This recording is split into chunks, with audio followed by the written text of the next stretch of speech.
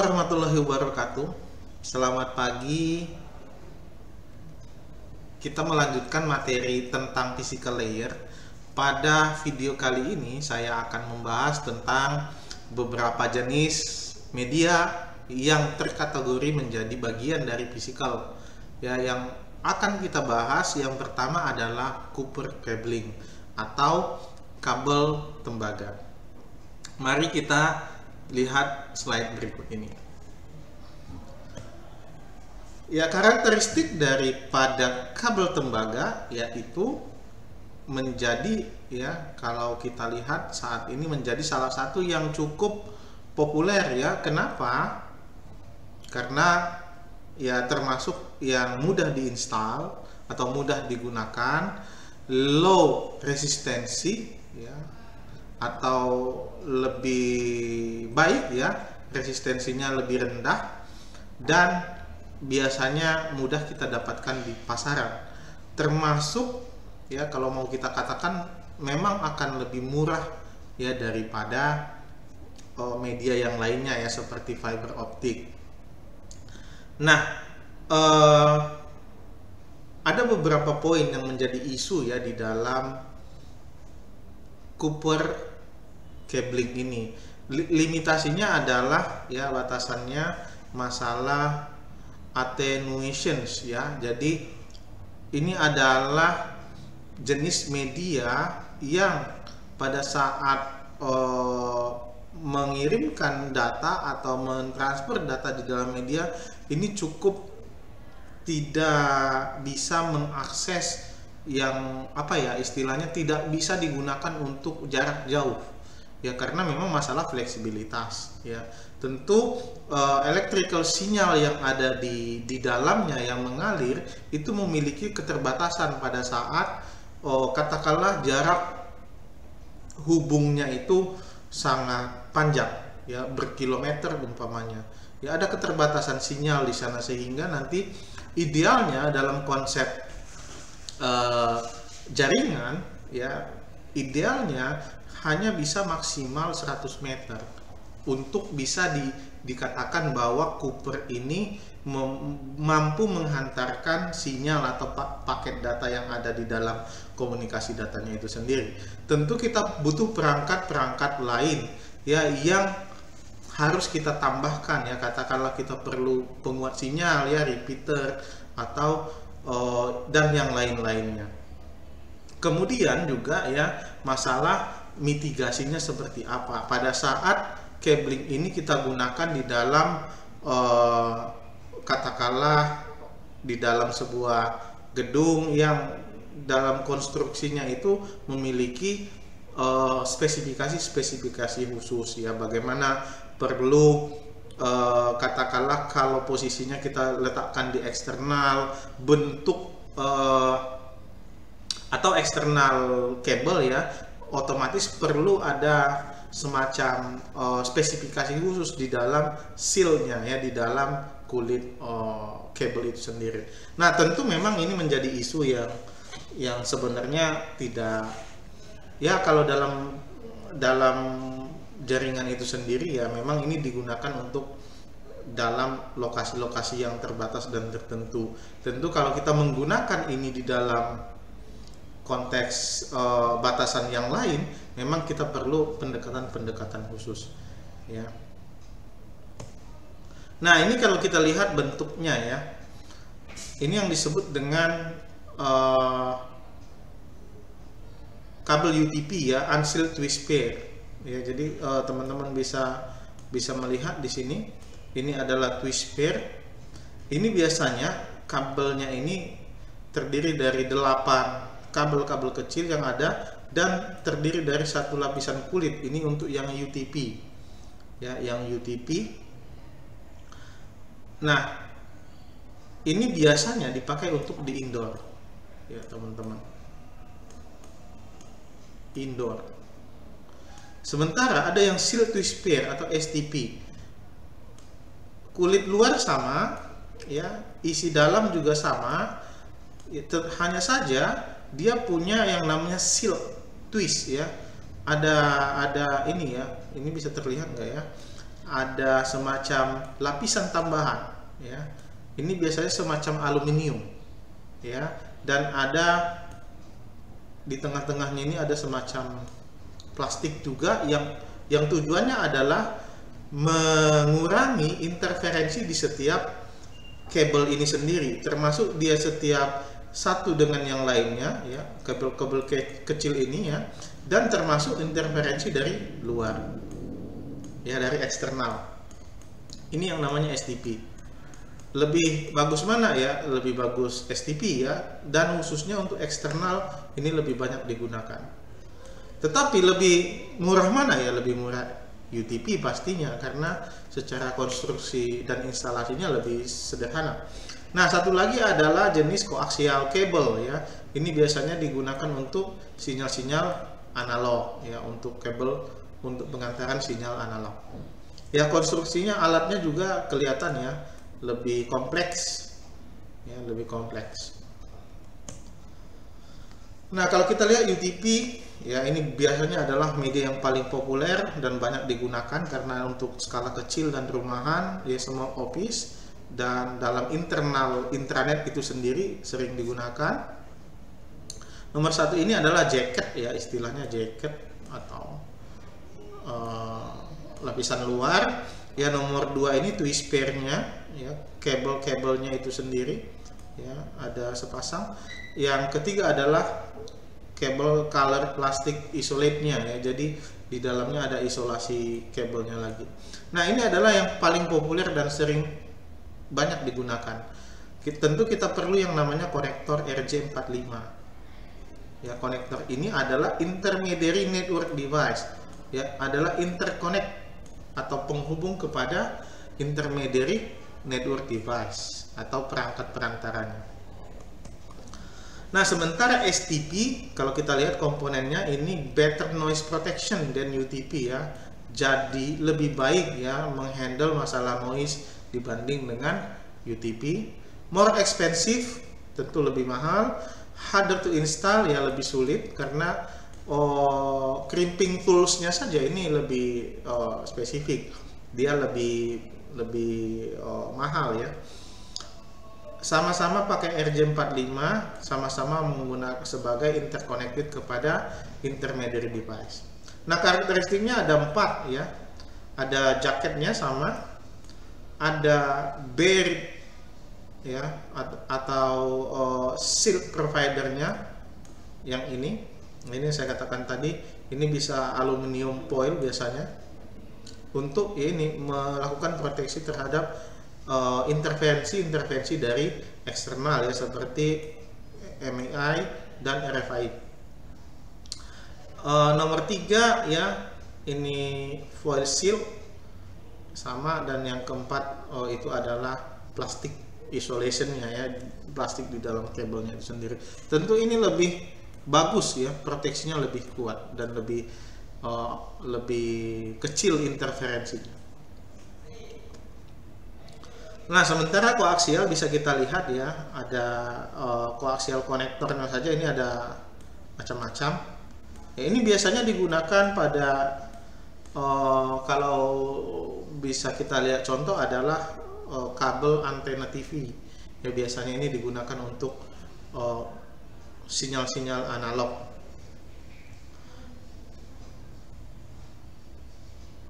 Jadi kabel koaksial ini adalah kabel yang sebenarnya kalau di dalam jaringan sudah cukup sedikit kita gunakan ya.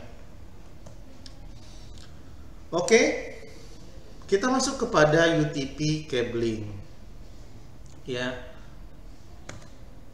Teman-teman sekalian, saya yakin kalau saya berbicara tentang UTP cabling, yang paling populer teman-teman dengar di dalam bahasa pergaulan sehari-hari adalah kabel jaringan atau kabel LAN ya, istilahnya gitu. Kalau kita pergi ke toko komputer ya, biasanya kita bilang untuk beli kabel LAN. Ya, tentu memang ini yang paling murah dan cukup banyak bisa kita temukan. Nah, apa saja ya yang ada di dalamnya, mari kita lihat. Nah, UTP ini biasanya terdiri dari beberapa kabel yang di dalamnya itu terdiri dari warna-warni yang berbeda-beda.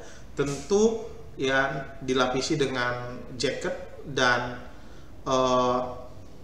kabel ini nanti dengan komposisi warna yang sudah kita susun itu akan memiliki variasi fungsinya masing-masing. Nanti kita akan bisa membuat kabel strike namanya. Kabel strike ini nanti akan kita gunakan pada saat menghubungkan dua perangkat dengan karakteristik yang berbeda, ya, yang berbeda.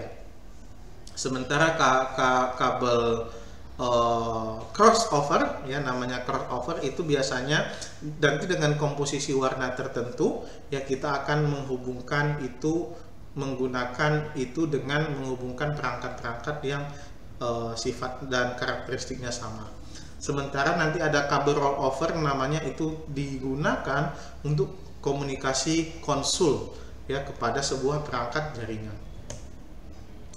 Nah, ada beberapa standar, ya, yang ada yang dibangun untuk UTP itu oleh TIA AEA, ya, disebut dengan standar 568, ya, yang dimana ini elemennya terdiri dari tipe kabel, ya, panjang, konektor, ya, transmisi dan testing metodenya. Sementara dari sisi kategorinya IEEE punya standar kategori 3, kategori 5, 5E dan kategori 6. Bedanya apa? Ya bedanya tadi ya masalah bagaimana kemampuan isolasinya, bagaimana kemampuan interferensi sinyalnya, bagaimana kemampuan kecepatannya. Ya ini akan berbeda-beda.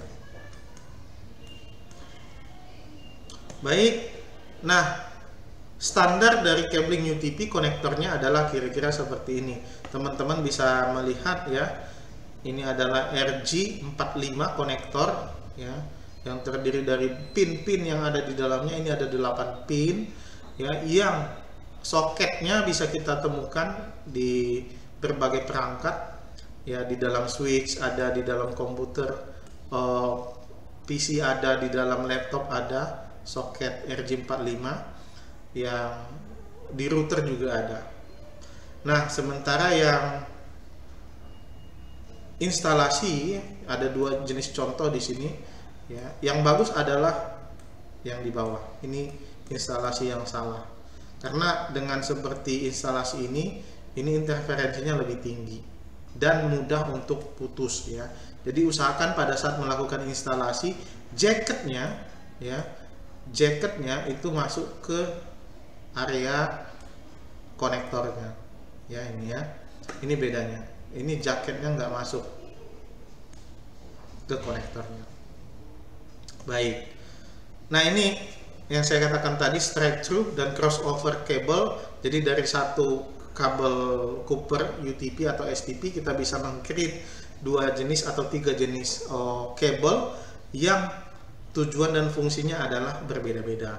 Ya, kalau kita melihat Ethernet straight through, ya, ini pakai standar T568A dan T568B. Ini maksudnya adalah standar warna, ya, susunan warna T568A dan T568B.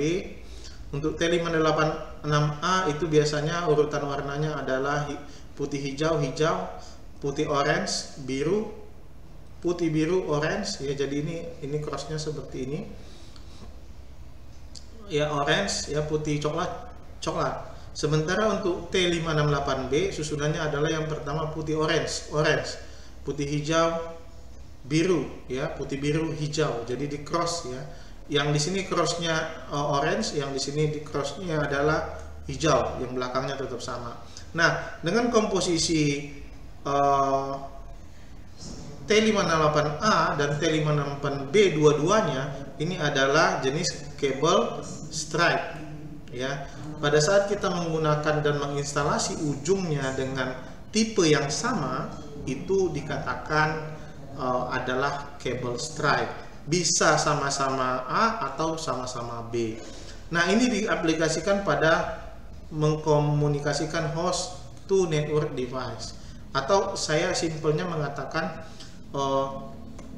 untuk straight through cable itu lebih gampang saya menggunakan istilah menghubungkan perangkat jaringan yang berbeda jenis. Sementara ya untuk crossover cable network itu sederhananya saya mengatakan menghubungkan perangkat-perangkat jaringan yang sejenis. Tentu ya kalau kita melihat crossover itu terdiri dari satu ujungnya itu T568A dan di ujung yang satunya harus T568B. Ini yang disebut dengan kabel cross, di mana aplikasinya bisa digunakan untuk host to host, ya, host to host, switch to switch, ya, atau yang sejenis ya saya sampaikan tadi, atau router to router. Sementara untuk roll over cable itu adalah standarnya Cisco yang digunakan untuk host serial to port regular atau switch, ya, to router atau switch. Ini disebut dengan cable console, ya, console cable.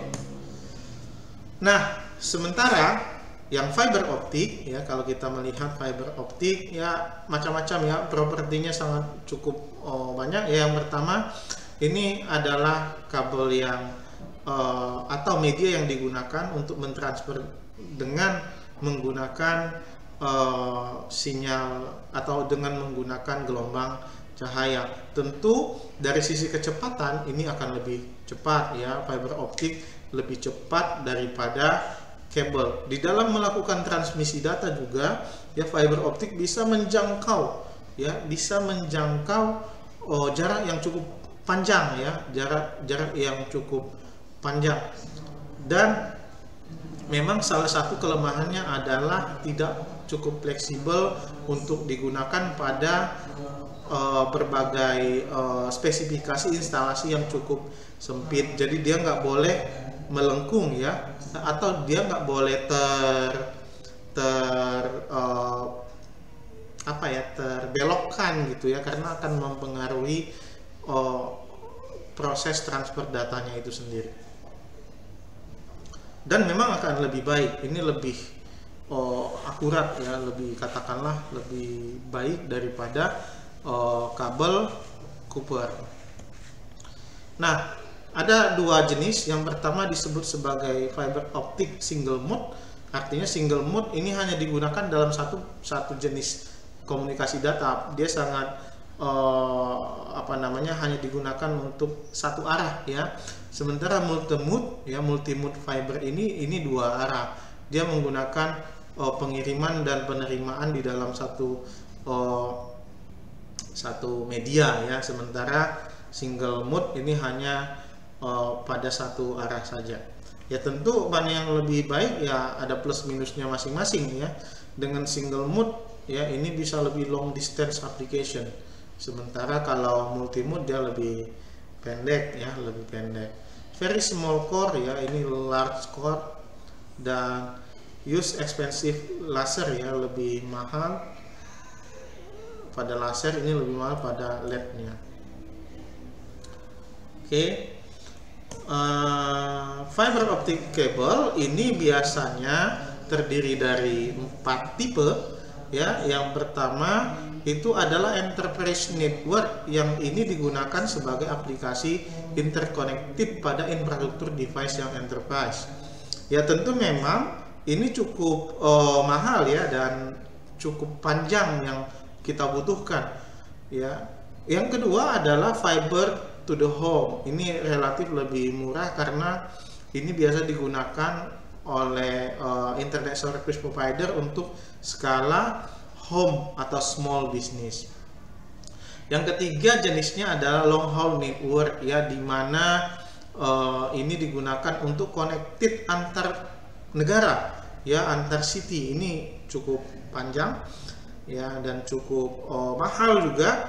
Yang terakhir adalah submarine cable network. Ini digunakan untuk reliable speed, ya, high speed, high capacity, ya, dan memang peruntukannya dengan kebutuhan yang cukup spesifik, ya, dan khusus. Tentu ini menjadi opsi, ya, bagi teman-teman sekalian di mana dan jenis apa yang bisa kita pilih untuk instalasi di jaringan kita. Nah, kalau mau kita lihat contohnya ya, ini adalah strike tips ya, konektor ya, ini subscribe konektor, ini license konektor, dan duplex multimode konektor. Ini kalau untuk multimode fiber optik ya, bisa kita lihat. Nah, ada beberapa opsi ya, ini bisa dicek ya satu-satu. Ini adalah bentuk fisiknya ya, teman-teman bisa lihat ya dari sisi konektornya dan warnanya untuk fiber yang single mode dan multi mode.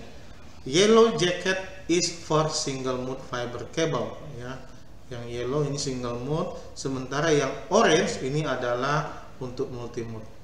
Ya, ini multi mode, ini multi mode, ini single mode ya, single mode, ini single mode. Oke, yang kuning single mode, yang orange adalah multi mode. Nah, kalau kita bandingkan ya Cooper atau UTP cabling dengan fiber optik, yang pertama mari kita lihat dari sisi bandwidth-nya.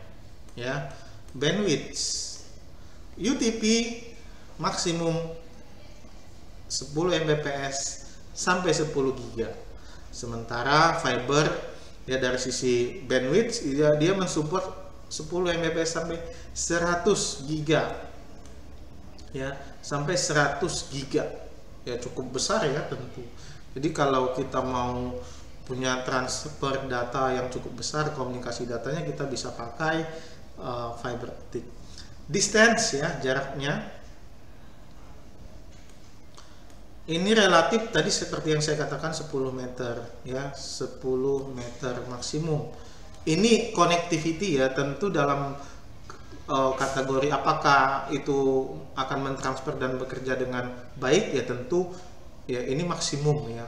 Saya dalam implementasinya cukup 50 meter maksimal, itu sudah di luar dari itu relatif sudah terlalu banyak gangguan.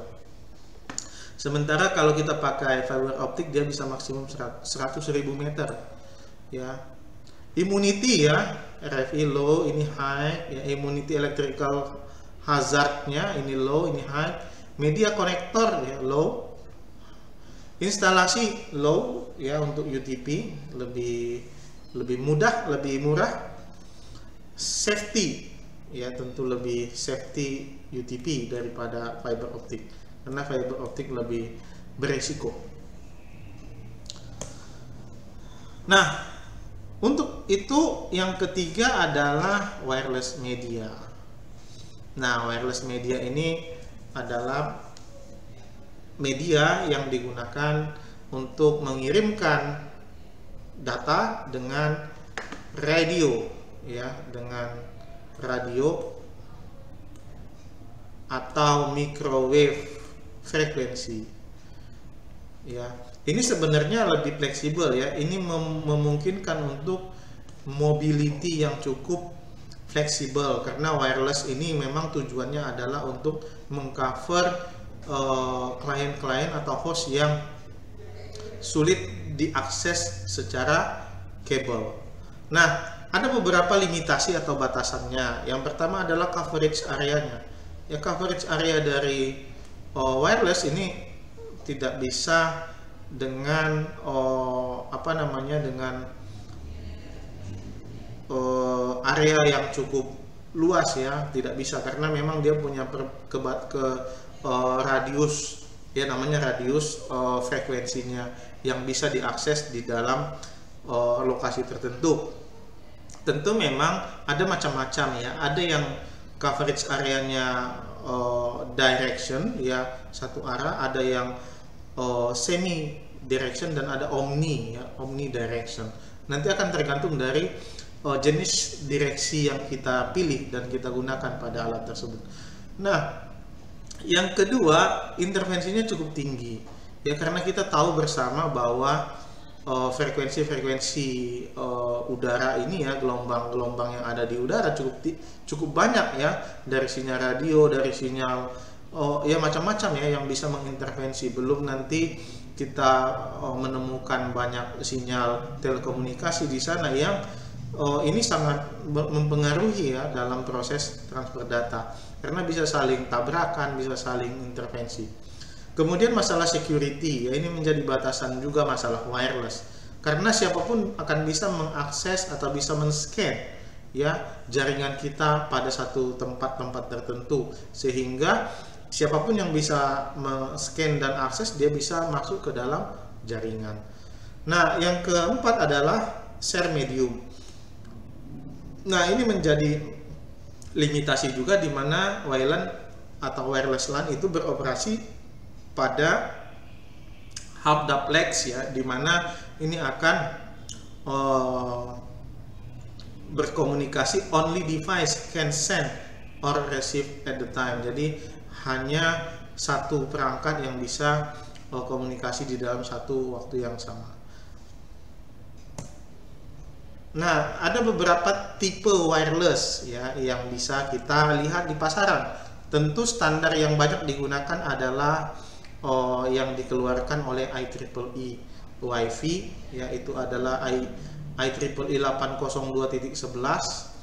Bluetooth juga masuk ke dalam wireless standar IEEE 802.15, WiMAX ya IEEE 802.16, dan Zigbee ya IEEE 802.15.4. Ya, ini adalah beberapa tipe standar yang ada di dalam wireless media, di mana standar-standar ini sebenarnya mengatur tentang data ya, radio sinyal, proses encodingnya ya, kemudian frekuensi dan power pada saat melakukan transmisinya, sinyal reception dan decoding requirement-nya, dan yang keempat itu adalah standar pada antena desain dan konstruksinya.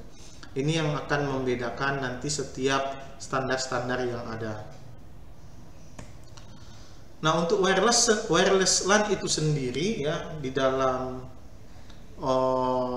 pasar ya kita mengenal yang namanya wireless access point. Ini adalah konektor atau concentrate wireless sinyal yang nanti akan membroadcast sinyal ke semua user. Sementara wireless NIC adapter ini adalah perangkat penerima dari sinyal yang diberikan oleh wireless access point. Ini biasanya ada di dalam laptop, di dalam komputer kita. Ya. Baik, mungkin itu saja ya yang bisa saya sampaikan ya teman-teman. Tadi saya sudah membahas cukup detail ya daripada physical layer, khususnya tadi salah satu komponen physical layer adalah media, network media atau medium. Network media atau medium ada tiga. Yang pertama itu adalah Cooper. Cooper tadi saya sudah kupas ya, ada strike through, ada crossover, ada rollover. Yang kedua ada fiber optic. Yang fiber optic tadi secara simpulan saya sampaikan ada yang single mode, ada yang multi mode. Ya, sementara yang terakhir ada wireless ya, dia ada yang bersifat sebagai access point dan ada yang bersifat sebagai receivernya. Ya, itu teman-teman sekalian ya, tetapi saya mau kasih kuis atau tugas. Ini menarik ya, untuk kita bisa mengingat dan mengulang kembali video ini sehingga kita melakukan proses pembelajaran yang baik. Tugasnya adalah dari 3 media physical ini, mana yang paling baik? Sebutkan kelebihan dan kekurangannya masing-masing. Oke, sudah dicatat? Ya, saya ulang kembali lagi. Dari ketiga media ini, mana yang paling baik? Ya, sebutkan kelebihan dan kekurangannya masing-masing. Oke, itu saja pada materi kali ini. Yang tadi dari awal saya membahas physical layer, kemudian nanti di dalamnya ada media dan seterusnya. Mungkin saya harapkan bisa memberikan sedikit pemahaman kepada teman-teman dan adik-adik mahasiswa sekalian. Terima kasih. Assalamualaikum warahmatullahi wabarakatuh. Semangat!